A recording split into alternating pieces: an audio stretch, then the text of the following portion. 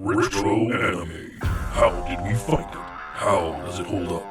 Unpacking the ins and outs of being an old school nerd and proving that 80s kids can't remember a damn thing right. These are the mindless midlife musings of the anime nerd.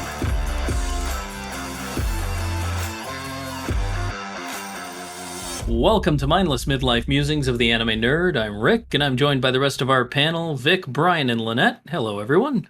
How's it going? And all right, folks, it's time to focus your ki and protect all your pressure points because we're talking about Fist of the North Star, the post-apocalyptic martial arts epic that marries Mad Max and Kung Fu into a head-splitting storyline. Can I stop you for a second? I really love your intros. Like, seriously, I never would have thought about it, but it really makes sense.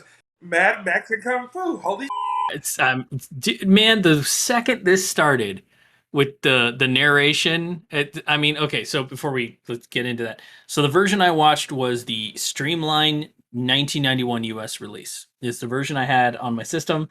I wasn't aware I didn't have the Japanese one because I was going to try that, but you get what you get. So it's everything I'm going to be talking about is from the perspective of the 1991 streamlined dub.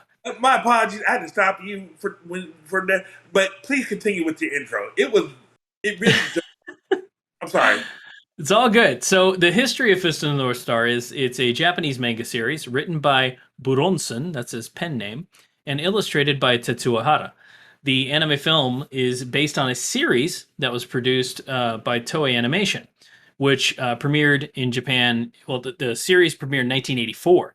The film premiered in 1986, and it was produced by all the same staff that did the original TV series, which is all well and good, but we didn't get the TV series when it came out over here. They jumped straight to the film, and the movie adapts the storyline from the manga from the beginning and up to Kenshiro's first fight with Rao, taking just a ton of liberties with the storyline and how things happen and whatnot. The English dub from 91 was produced by Streamline Pictures and features a lot of the same voice talent Streamline has used over the years. So a lot of like Robotech and Wicked City and like all those, you'll hear the same voices over and over again. So yeah, let's talk about Fist of the North Star because I think there's a lot to say about Fist of the North Star.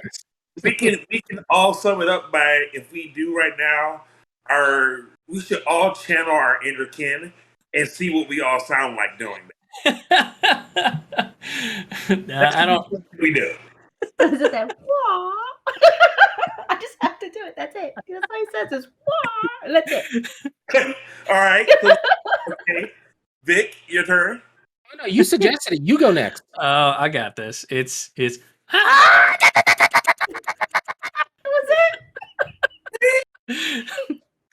I can only imagine what the voice actors had to do when they were dubbing this film. Just looking at the script. I'm sorry, you want me to say what?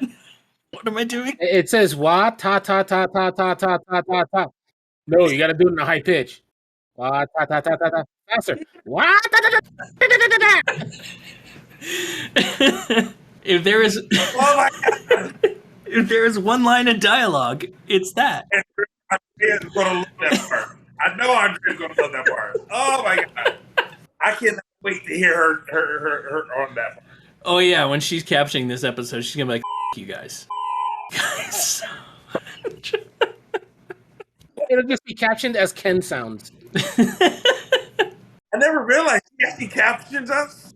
She captioning. She captions us for the YouTube stream, so the YouTube video uploads. We really should pay her.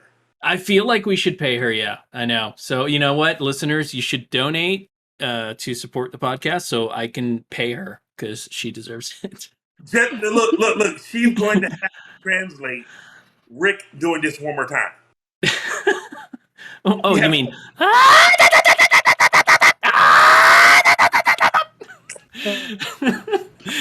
That, right? That's what we were talking about? Yeah, I just want to make sure that I was clear.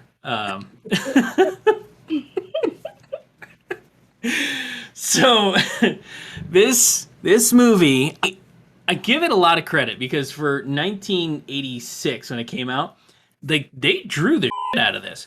it opens with some amazing, just beautiful scenery, and it's got like all this Amazing. soft music, and I'm like, damn, this is beautiful. And then Then it, yeah. So, Yeah, then people die. what did we watch this weekend? what did we watch this weekend? Tell us. You watched the first episode of Macross, right? Yeah, that's right. We did. We were. So that's the first episode of Macross. But here's the thing, though. It was the first thing you see is the asteroid. Well, in Macross, it was a ship coming in there making a crater. And then here we are again with an asteroid coming in. No, that's part of the cake. Was that this wasn't an asteroid? This was nuclear war. Nuclear This war. is Yeah. 1990X.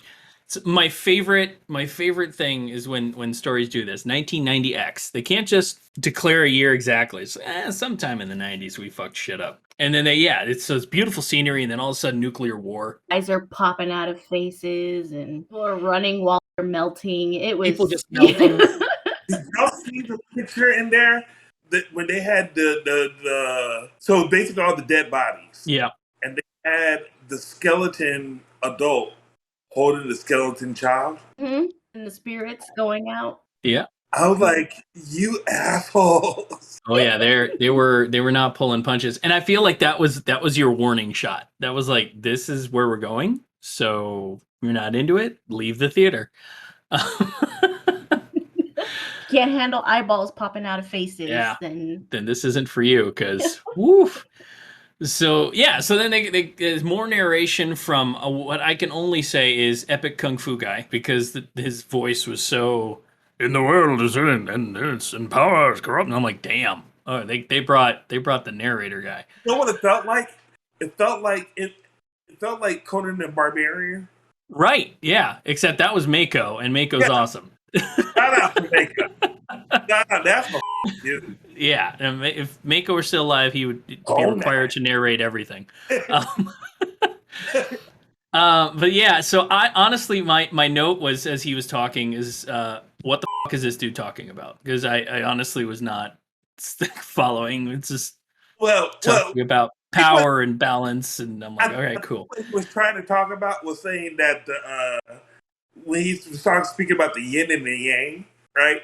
He's saying that every power has an equal other power, that when those powers meet, it's supposed to be one big balance, blah, blah, blah, blah. But the problem is that it's Fist of the North Star, right?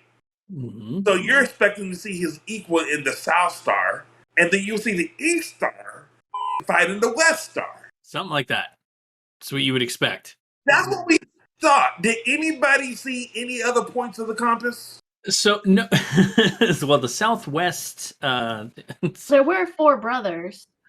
Yeah, but they were all trying to be the North Star. Well, there was 3 brothers, right? Shin was like a brother, because this is the next note I had was that in the dub, Julia drops an absurd amount of exposition while she's waiting for Shin to kill Ken. She's like, he used to be your friend and you loved him, but no, not any longer, because it was it. And I'm like, whoa, hold up, lady. You're not Calm down.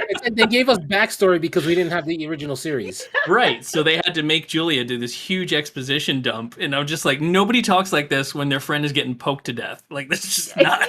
Which was not in the sub, which is the one I watched to rewatch. Oh, really? Oh, that's great. That's good to know. And then, of course. Record, we're going to come back to Julia. Hold your horse. Oh, we're going to talk about Julia. Don't worry. Why is it always about the girl? And why are always the blonde guys crazy? There were 2 blonde guys in there, and they were crazier than I don't know what it is.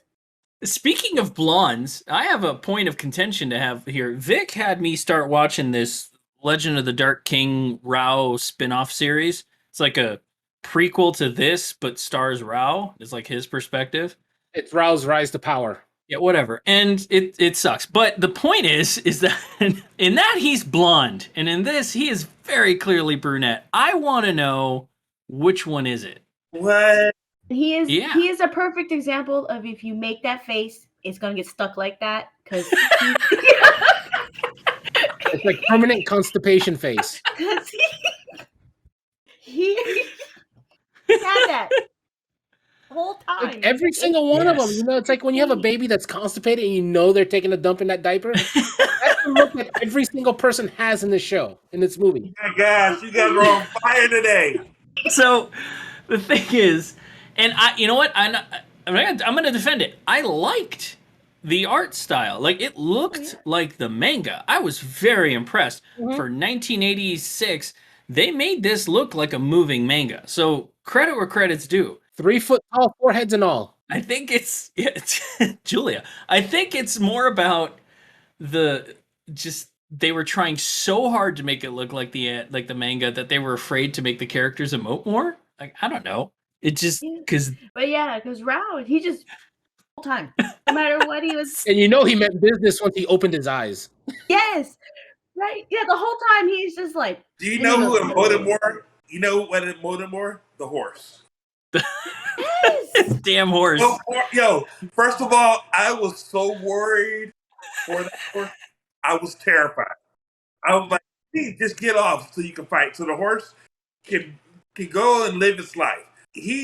No. If you watch the Rao series, that horse is like the horse version of Rao.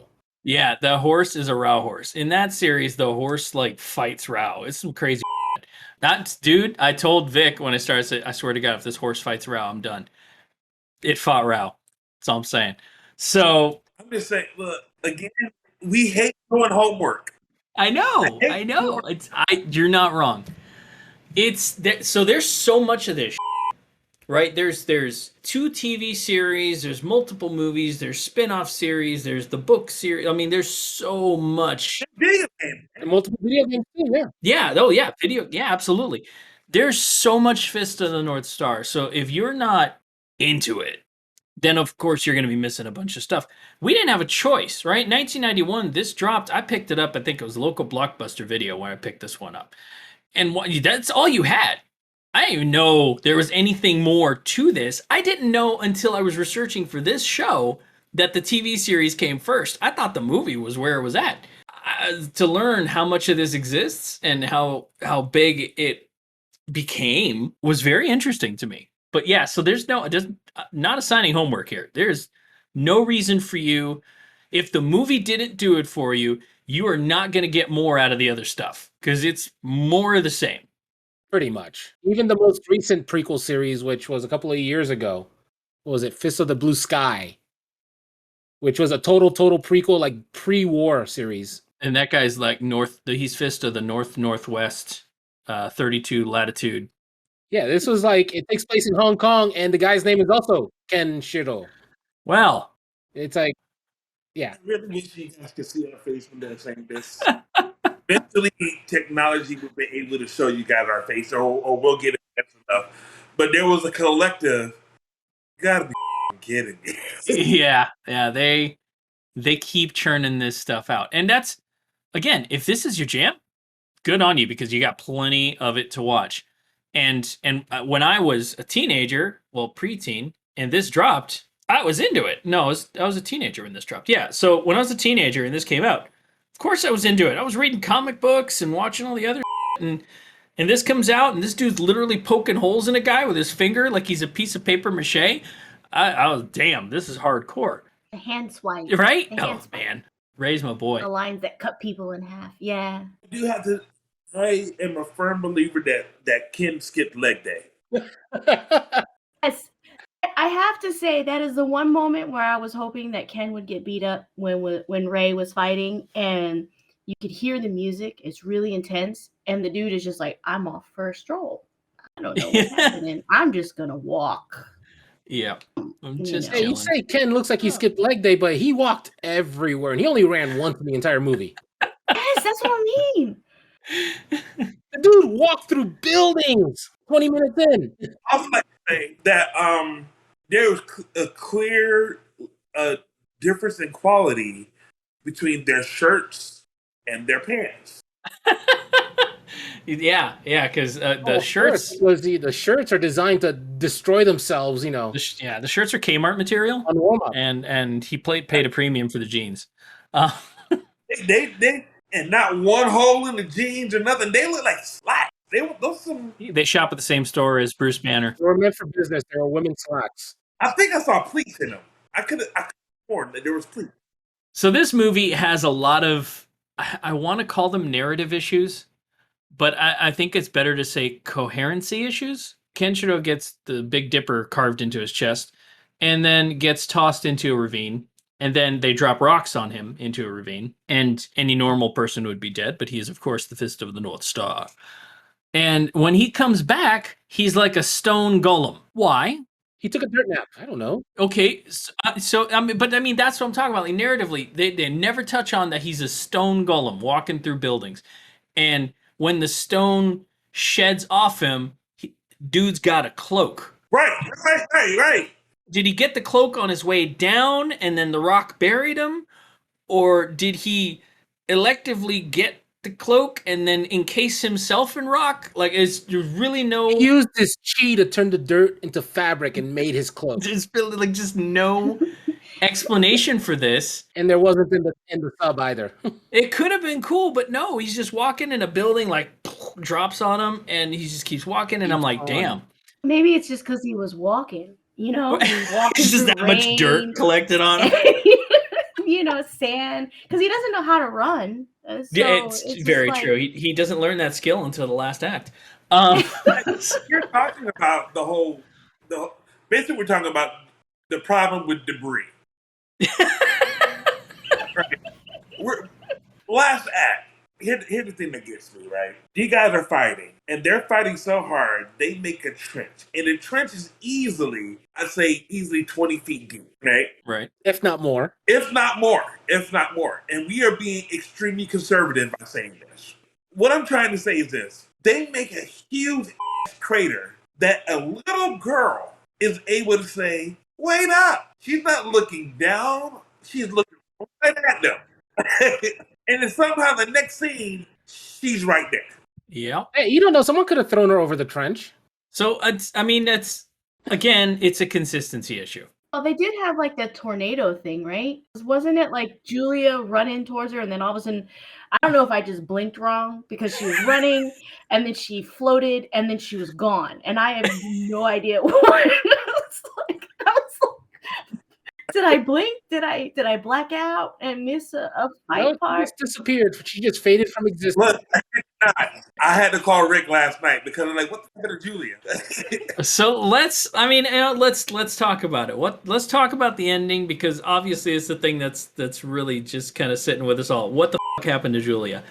I don't know. She was on the largest cross ever made. Not the largest, the tallest. Sorry, the tallest cross ever produced. Short peg of an Was arm. leaning with her body down, but when it fell, it was like it fell jelly side up type thing. It was like toast. So and landed on bad guys. So then they free her, right? And you see a Goggles kid whose name I don't know, and Lynn, and they save her. And I'm like, oh, okay, they saved her. Right. And then that's the last you see of her. When they float away. Because then they get picked up. And then when it cuts back, it's just the two kids, and she's just Gone. He floated back to the South Star. She's gone. She's a ghost, because the whole end credit sequence is him wandering the earth trying to find. And he now I gotta know, you guys give me your take on this. What's the name of that movie with Kevin Costner? Waterworld? Waterworld. Wet land. We found wet land. So he's walking through the desert, and all of a sudden he stumbles onto the Colorado Rockies. Is the only way I can describe the place. an oasis, yeah, on steroids. Is he hallucinating that, or is that real and he's just hallucinating Julia? He's dead. I want to know. Shin goes through great lengths to tell Julia that the only place that is growing land or growing vegetables is his kingdom. And that's my point. If it was real, then all that hullabaloo about the seeds was useless. Useless. If he was hallucinating, then okay, but damn. Yeah. Well, see, and that's the thing is the guy says that his place was the most fertile, but every time they did like a overshot, it was just desert wasteland. Debris. And an old mall and subway. The mentioning of that fertile land is not in the sub. Okay, so it's Oh. just something they put in the dub to try and explain it away. Mhm. It made no Yeah. damn sense. And so he gets there, and I'm like, well, what the do they need the seeds for? Why were Lynn and Goggles kids so excited about seedlings when a couple miles of desert there is the Colorado Rockies? So here's something that I see happen all the time in like when it comes to animated movies, and I would say the first scope I've ever seen this would be in Looney Tunes. Whenever we talk about the coyote, We jump from Fist of the North Star to Looney Tunes. All right, go ahead. all right, whenever you see the coyote in the desert, right, there's this huge, expansive landscape that he has to somehow traverse or get to the top of, or there's always these cliffs. There's always that, and you wonder how do they traverse this? They do the same thing in Fist of the North Star, Right. especially in the beginning. The first fight, they show them the scene. They show the scene where there's huge ravines. Nothing is really connected, and then somehow you're at the top of the cliff, and he's walking with her, and they're still walking. My chief complaint about this film is its horrible consistency.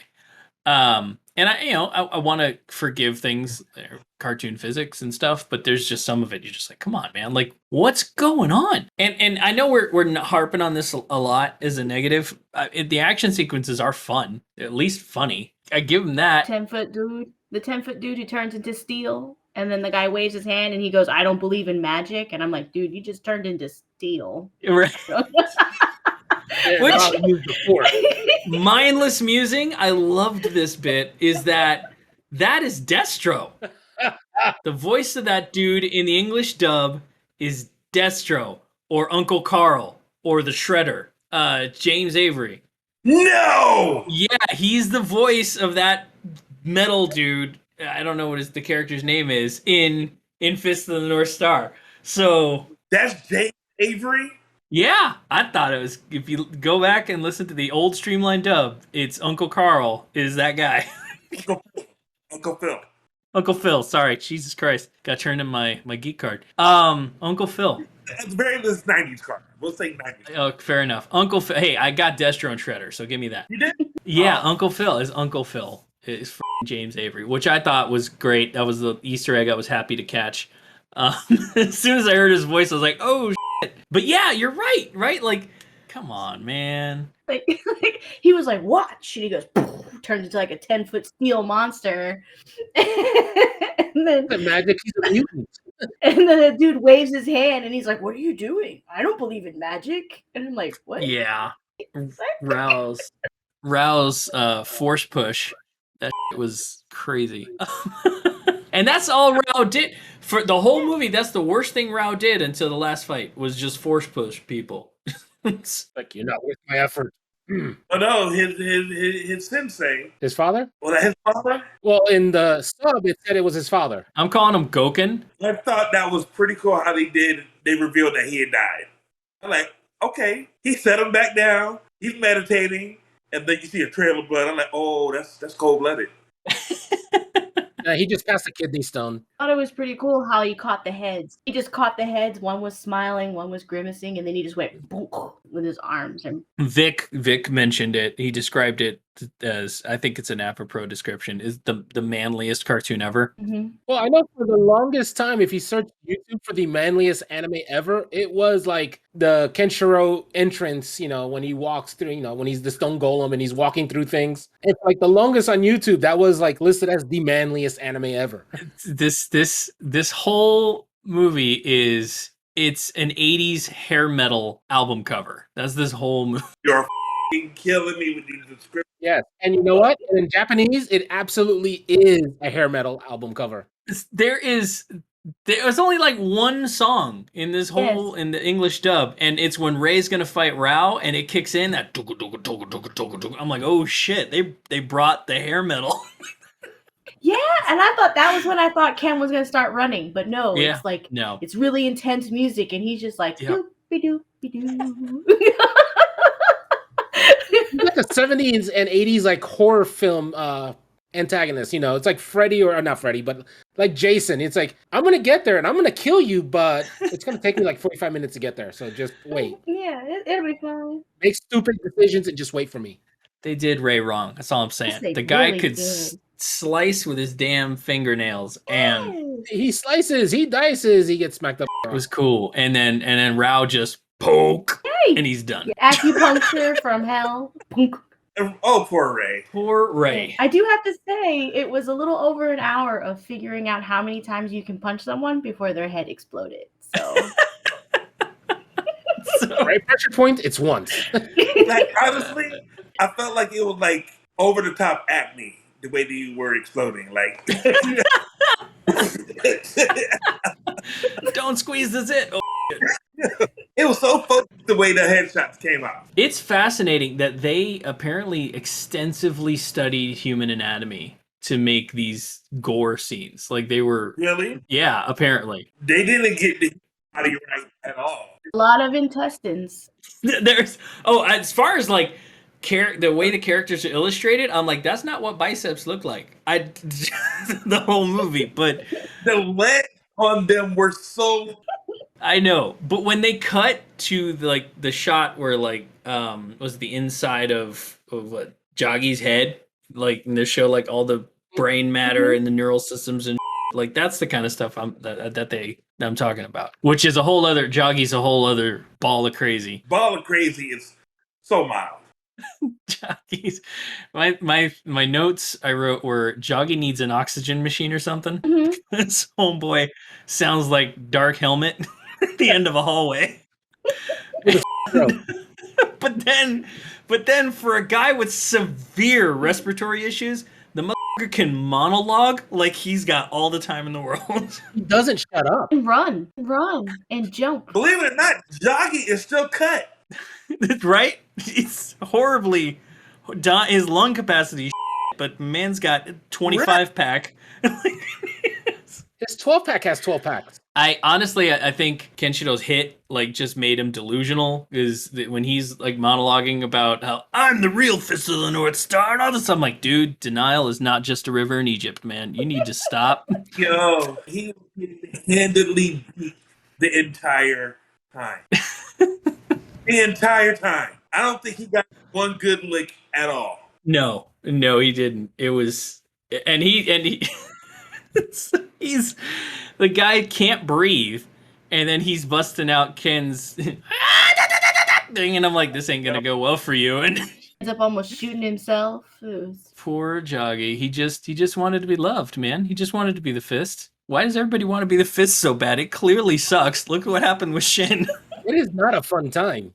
I gotta make a point. It was the first. Now I have seen this part, but when Julia realizes that Ken's alive and she says, "I gotta leave," Yeah. and she leaves and she disrobes, she goes topless. Right. For it's very important that she got naked right there. It was the second time I was like, I don't think that was drawn great. To circle back to, it's a trivia note that they studied anatomy for this anime. Clear here. But the scene, She did not have a good surgeon. It was rough. That was it was rough. The character designs themselves were all over the place. hold on one more. Can I say Wooden Girl from 3x3 Eyes? You could bring up Wooden Girl from 3x3 as if she had better anatomy than Julia. Yeah, better anatomy and Julia. His forehead gave me a fear of heights. I was just still surprised about how people are all of a sudden 20 feet tall. I didn't get that one. Yeah, Ken looked like he was pushing 8 or 9, and then what was it Hart, a big fat dude? He was easily almost 2.5 times his height. Wait, you had a name for these characters? Dude, the guy I had it written down as the fat one. Mine was like sumo bodyguard. Yes, and in the sub, he said his name is Hart. He has a name. Is Art? Hart. Like as in heart attack, which he was destined to have? Yes. No, he's the fat one. In the streamlined dub, he's the fat one. They probably couldn't say Hart with a straight face. I'm like, screw it. That was when Ken did the Chun-Li kick. Yeah. Oh yeah, he did the lightning kick that made the fat ripples. Yeah.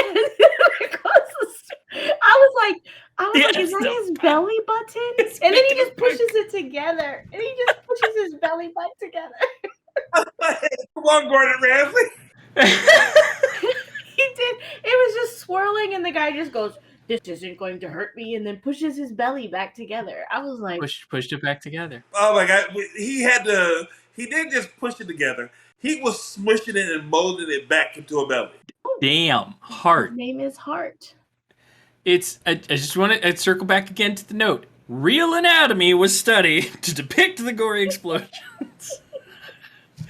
His stomach The like guts? gets bubbles and then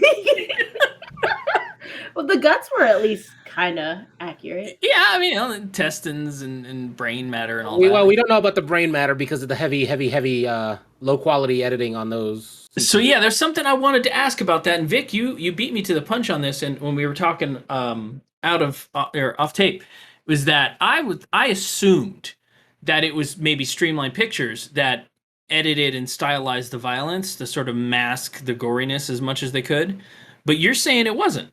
From just a quick search, I mean, there's tons of rumors why some people, just like everything else, they're like, "Oh yeah, the originals were lost in the fire," which that seems to be like the go-to excuse for everything A online. lot of fires in the. But it seems like beyond the theatrical release and an Italian release, I think it was. There's like, He said, yeah, he said, yeah, right. Italian. Molto bene, l'italiano. Yes, beyond the original Japanese theatrical release and the Italian home release, which had less of that weird Technicolor thing. Apparently, the only way to get it is through the original Japanese viewing theatrically That's wild. to get clear, heavy violence. And if you look, and it's weird because like the copy I saw, it's like everything was pristine until you got to the Technicolor sections, and the quality just dropped. Okay. It went like from a pristine 1080p, ripped from the 1080p scan to 240p. It's like the quality just dropped through the floor. Like it was horrendous. Damn. And it's It looked pink, like a pink Yeah. overlay. That Oh yeah, I came got like over a it. pink wash and a haze and all kinds of weird. Like I should have been wearing red and blue glasses to watch those sequences. and apparently the only person that knows for sure is the creator, and he ain't talking. I think I got it. Hmm. I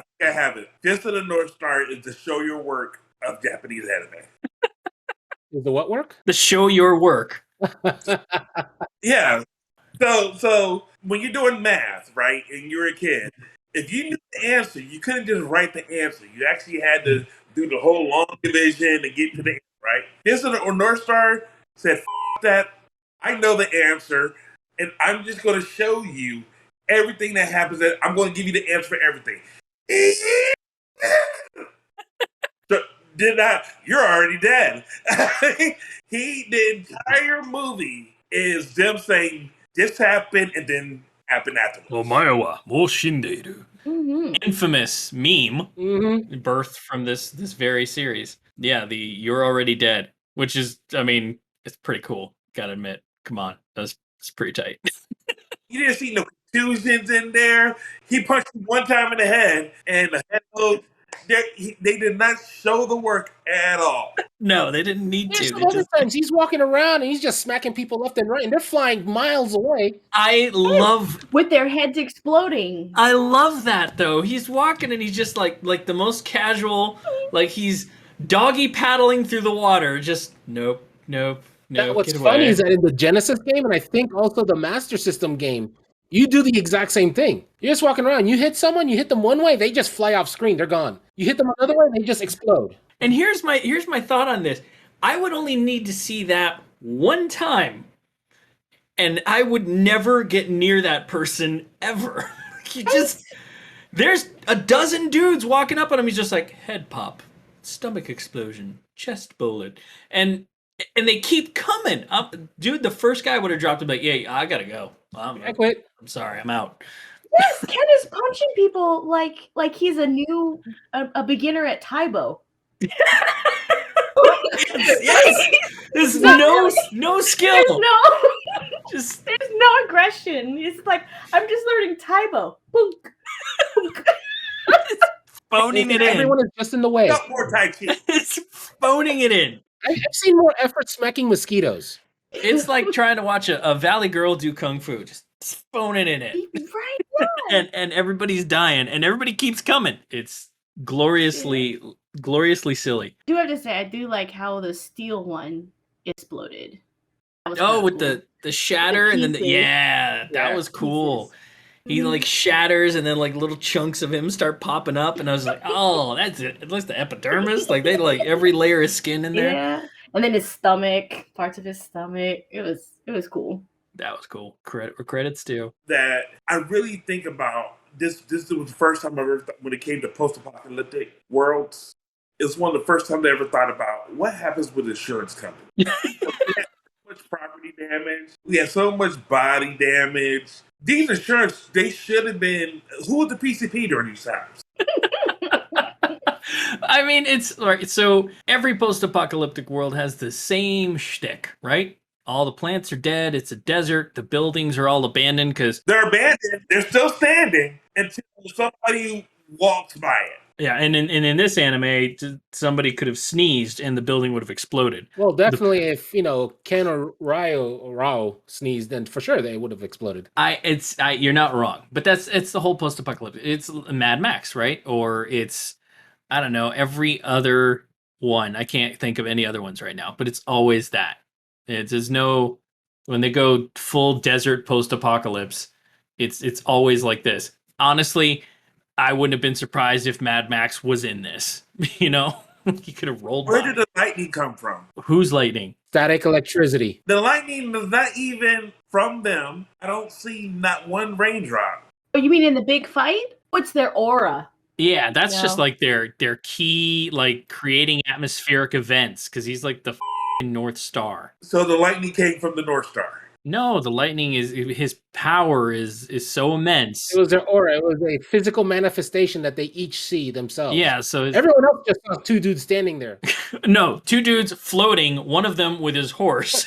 With his horse. With the horse, that's right. That's what they saw.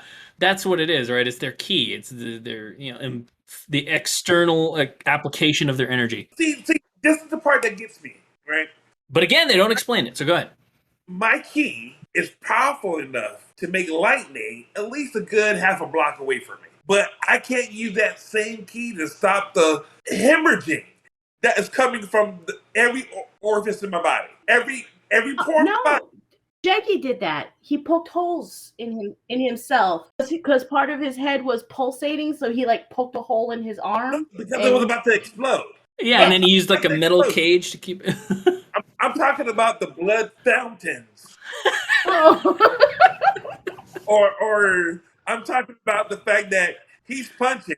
Instead of sweat, he just has streams just blood. Yeah. What you don't know is that they actually had a transfusion team off screen ready to go. That was gonna be my next comment was like you know the industry to be in that world is medicine. It's always gonna have work. No. So from all the blood of them fighting, Ken and right, yeah. When you look at them on the ground, they have a pool of blood that is soaking the dirt. Okay, yeah. Mm-hmm. But I'm gonna go ahead and focus and make my manifest and make lightning. I'm just saying priorities were messed up. They were not there. Come on, everyone knows in the Fist of the North Star universe, everyone has like 110 pints of blood. Yeah, it's just you're all. Or at least it feels that way. It's like the never-ending bullet rule. That's right. You never have to reload. Never. And you never die of blood loss. You only die of blowing up. This is this is like the OG. This is the Dragon Ball fight before Dragon Ball, right? This is auras shattering the rocks around them, making craters, them standing and staring at each other for 170 minutes, and then unleashing like these lightning fast attacks that they're not even moving. Like this was Dragon Ball before it was Dragon Ball. I mean, Dragon Ball, the original series came out around the same time. But before Dragon Ball Z, this was definitely in the same vein. Probably why they came up with the Super Saiyan mode, so that people could actually see what was happening. Right, yeah. They powered up.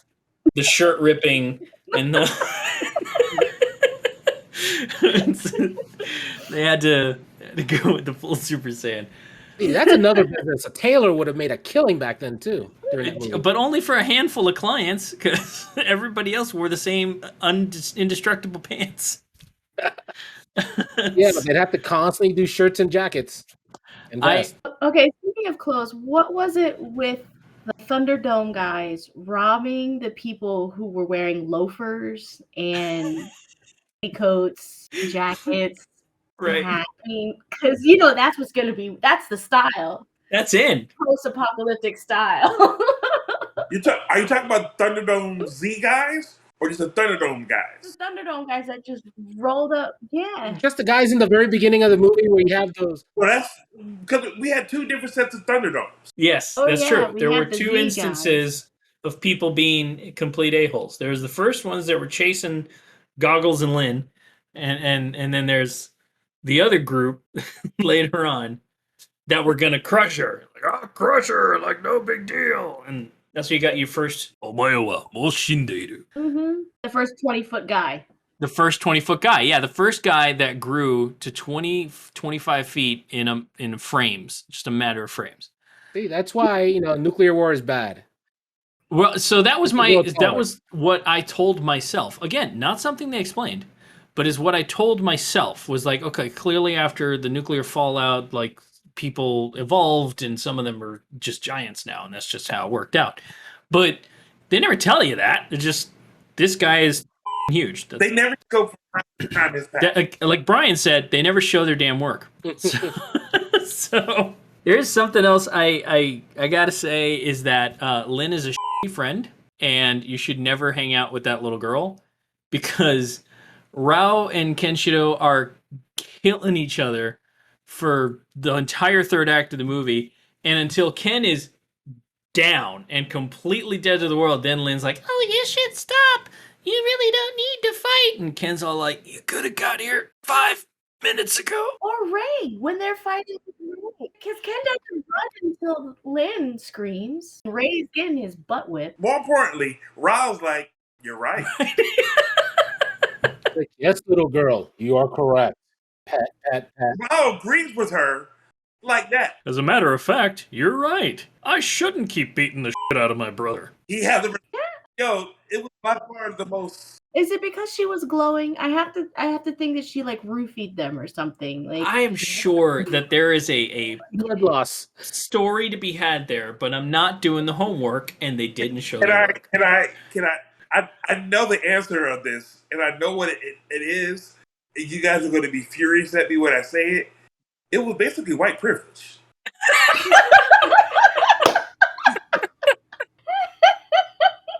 That little white Karen busted out and said, "Stop fighting!" Oh God. And this YouTube video just got demonetized. No, it was been demonetized ages ago. She had there was nothing special about what she did. They didn't show how she got the teeth to grow. They just showed she's in a flower pan driving, talking about, we had to find Kid to show her the flower plant. Like, why do you have to find the guy to show him the newly sprouting plant? Why? And Reasons? and so basically Ken starts walking. He say, well, Ken Because says, he will walk 500 miles. look, And 500 more. and 500 more. Ken first saves him, makes her voice come back, starts walking, right? She has the seeds, makes the flowers grow. They get into their car and they catch up the kid. Because Ken doesn't run; he just walks. He just walks 1,000 miles. But I wanted to say, I made dog on this thing and pick on it, but I didn't turn it off. They must have been doing something right. I pick on it the whole time, but I watched the whole thing. Yes, I've picked on this the entire time. But now my wife Deb, we watched this whole movie. She was trying to read a book, and she's like, "All right, so what are you doing?" So I'm watching an anime for the show. She's like, "Oh, okay. Well, you can watch it. I won't pay attention."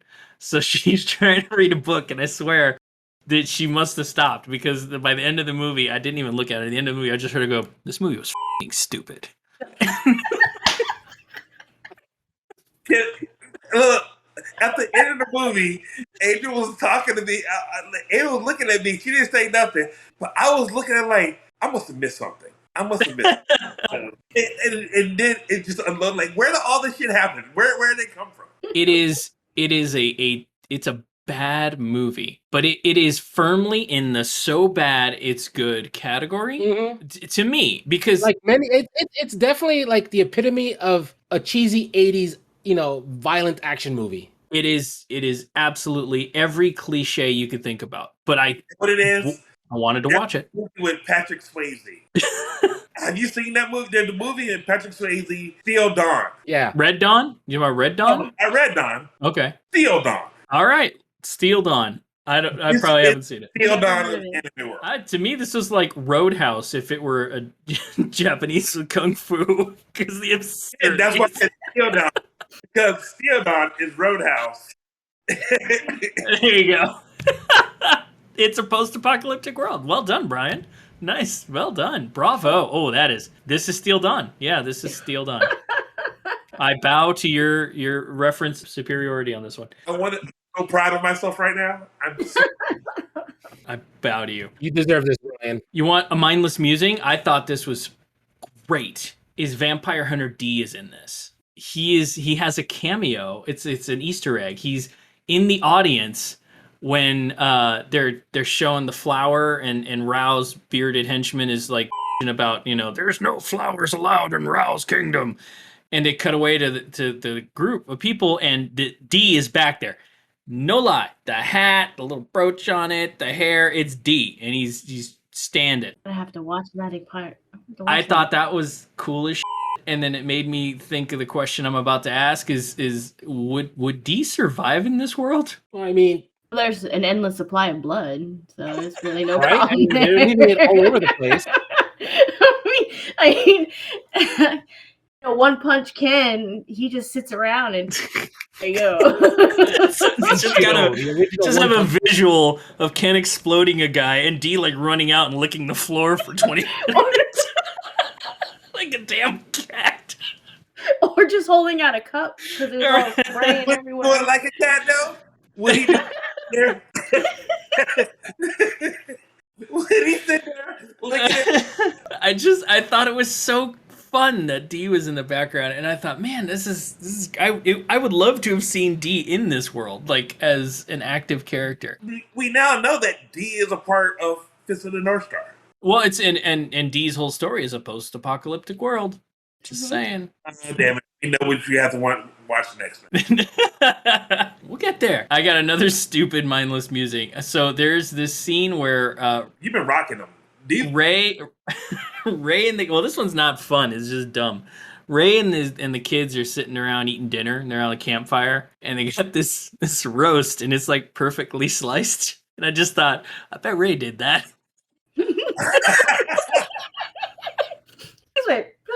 Yep, it's perfect. I don't know why that was the first thing I thought of. I was like, I bet Ray did that. He's got the skill. He's got the ability. He slices. He dices. The thing is, too, is they have the perfect roast, but they were eating out of cans. It was a beautiful ham, perfectly sliced, and they were like sardines or some shit. I don't know. It was terrible. I don't know. Oh, I wrote this one down. Where the did that dude keep those whips? Yes. I saw that, and every time I see that, it's like, okay, so does he have like no brain? And then pulls on the horns of his like helmet. 25 feet tall, so those are like 30-foot whips. Pulls on the horns of his helmet, and the longest, most voluminous set of whips comes out. I thought his head was gonna shrink or something, because I mean, like it would have been like if there was like he had like crazy long like dreadlocks in the back or something. That was them, So I could have like leaned in anything. It was like a skin tight helmet. It was like a skull cap, and he just pulled it. I was like, I was waiting for his head to turn into like a raisin as he was pulling out. He pulled out every single hair fiber in his body. Yeah.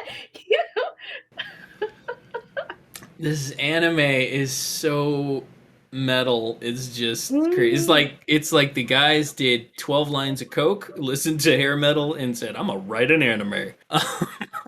All right, so it's about that time. We got to start winding down. So it's time for the age-old question: how did we like it? Did it hold up? Does it stand the test of time? Vic, you go first. You watched the subbed OG version. How'd it go? God, this is a hard call because as a history lesson to hyper-violent anime, because after this got released, a lot of the anime titles just got significantly more violent. You had others like Angel Cop and Genocyber and a few others where the violence just went through the roof. So as a history lesson, I think yes, but if you're new to anime, probably not. If you're a fan of older anime, sure, why not? It's like a mixed bag. It's not one I would just suggest to someone that hasn't watched anime to go out and watch. And it used to be. It used to be that anime that when we called each other over to the house, it was like, oh man, you got to look at this. Yeah, And it's it like was Fist of the North Star. It's animated. It's got violence. It's Yeah. it's like, oh yeah, but at the time we didn't have access to much, so It's true. that's one thing. But now, like I said, the following years, anime just got significantly more violent. Yeah. So All right. So Lynette, what did you? Was this the first time you'd ever seen Fist? I never got to Yes. ask you that. Oh, so Yes, this it was your was. first. Oh, all right. Well then, lay it on me, Lynette. As fresh eyes on Fist of the North Star, what do you think? I'd have to say that, yeah, but it is for a seasoned anime watcher, so they can understand everything else about it. I enjoyed it. If someone is new to anime, like you don't want to bring them into that one. Yeah. Too violent. Well, senseless violence is funny to watch, but you won't get it, and it might not draw you into any more anime if you start with this one. I think if you show this to your friends who aren't anime watchers, they're gonna be like, "And you watch all of this?" Brian, lay it on me. This was not your first time watching Fist of the North Star, but it may have been the first time in 20 years, 30 years since you've seen Fist of the North Star. How did it hold up for you? With 20. You were good with 20. There was no need to. It's been 10 years since we all watched it last. So my first thought about it was when I was watching the heads popping and all the grotesque things. I actually thought about Akira. So my thought process was that the same way we looked at Akira, we could see so many things that how it shaped anime. I could see Fist of the North Star was shaped Akira, but it's such a small amount of time that happened between Fist of the North Star and Akira. But then we even spoke about it. Is that the whole lightning fast punches with them standing still? Dragon Ball Z. There's so much stuff that I don't know if it came from Fist of the North Star, but I could see the progression of it. It felt really good that this wasn't mech driven as much as say something like Super Dimensional Fortress Backcross. No, I couldn't have mechs in this. No. But it felt really good that we were able to take a break from that, a strong break from it, and say, hey, there's plenty of other things that you can find problems. You don't have to be robot, just be a robot. There's so many other problems in the world. The orbital beam cannon. Yeah, this had nothing. This had none of the tropes that we've been going on about. This is its own full set of tropes. Its own full set. So I actually think it does stand up. The same way you look at a Datsun versus a Nissan 300ZX or 350. Same way. Yes, because I know exactly what you're talking about.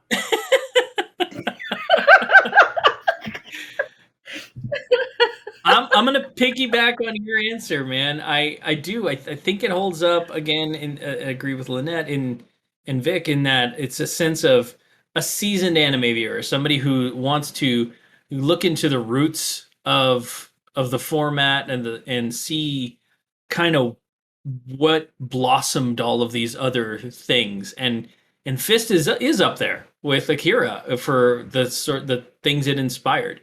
It inspired a lot of crazy that just it's been in a ton of anime. It's one of the most memorable anime-based memes. It is easily one of the most memorable just on the violence level alone. If you talk to anybody from our era of anime watchers, there's a high probability that they've seen Fist in the North Star and know it. So the notoriety is there. Who knows? Maybe you've also seen the live action movie. The live action movie with oh man, Malcolm McDowell's in it. How do they?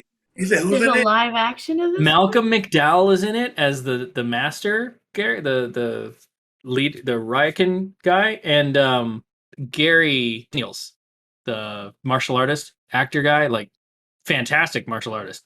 He's in it as Kenshiro. That's all I'm gonna say about it. But yeah, it's a thing. It exists. So if you haven't seen that, and I am terrified. Produced by HBO.